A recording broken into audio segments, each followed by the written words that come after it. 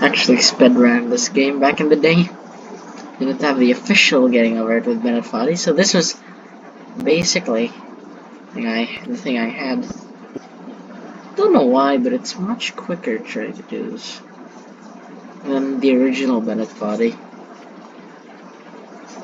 You see, this game is slightly easier because in the section where there's a rotating, thingy, there's bucket. It's just a stationary bat. And there we go. No. Don't worry, this is the quickest route here. Crap. That's the quickest route. Maybe I should just go the natural path. Dang, I haven't seen this route in a while. Alright.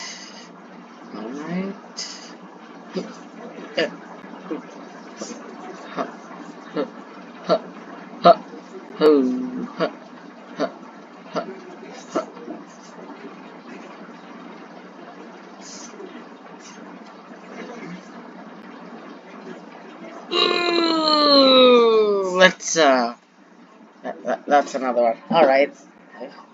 Then better. Let's reset the timer. There we go. That's how you die in these games. You don't die. Unless you drown. Same thing in like that LucasArts pirate game. The Secret of Monkey Island or something. By the way, if you didn't know, the secret is the monkey head. There's a monkey head on the island. That's the secret. There you go. Now sell your copy, refund it, and go play Cause for Glory. Original one, not the second one, because that's trash. Total freaking trash. Because there's a timer. Timers should be in Mario games. In fact, I don't even advocate for game timers at all. At least for the entire game, that is. Anyways, back to Bennett Foddy. I'm getting really good at this. Well, actually was pretty good at this before. I don't know why, but nobody's ever heard of this Bennett Foddy speedrunning community. This bootleg Bennett Foddy speedrunning community. You know, there's a built-in leaderboard in this thing. These people are so fast. I'd actually like to see them do Bennett Foddy runs. In fact, I've kind of imagined doing Bennett Foddy runs, and I was pretty stunned by how far I'd went through practice. Ooh, that part's irritating. I didn't get the dinosaur part for a while. Yeah. So, this actually is pretty hard. This word is of course pretty hard because there's spherical objects. Spherical objects aren't necessarily that good. First off, and this is the bat I was talking about earlier in the video, you know. The one where I failed! Oh well. I've done worse. Anyways, I actually use this now to go backwards in time. And let's go. Just first wall. So, by the way, Bennett Foddy, this original game Bennett Foddy was inspired by another game called Sexy Hiking. It has nothing that's pornographic in Sexy Hiking. It's just that the game was a massive meme. It's a massive joke. You played as this weird spherical object that looks like it was made in MS Paint, which it probably was.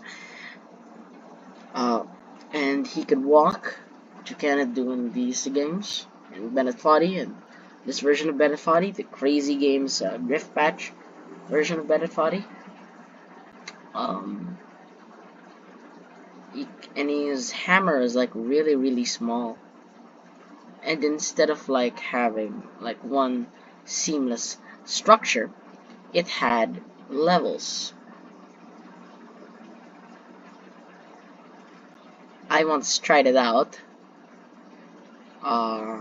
It was okay, by the way. And we failed. But I think we can do this again. We're gonna chip away at this. I used to speedrun this back in the day. I was really good at this. I could finish this within like 3 minutes. But I'm pretty sure I can learn the ropes. Because see, I really want this game to be an actual speedrunning category because it's so good. It's so good. It's a game that's so good. Even if this is like just a scratch version, and I'm so impressed that they managed to do this in this crappy crappy software for kids. I didn't turn on the commentary because I feel like this is enough commentary for me. And as you can see, if you've played a lot of Scratch games, which you probably haven't, a lot of these textures are Scratch textures, and the original places you go to here are the Scratch programming Scratch programming symbols. I don't know if this is actually the main thing, but I feel like it's kind of symbolic that these are getting that first starts with the simple blocks, the Scratch programming blocks or whatever they're called, and then and then in the middle of the game, in the end of the game, it kind of evolves into like this mostly cohesive structure. The game developer, Griffpatch, there's also a commentary and soundtrack here. And by the way, it's the same soundtrack as Getting Over It with Bennett Foddy, so you'll still be jamming to those tunes.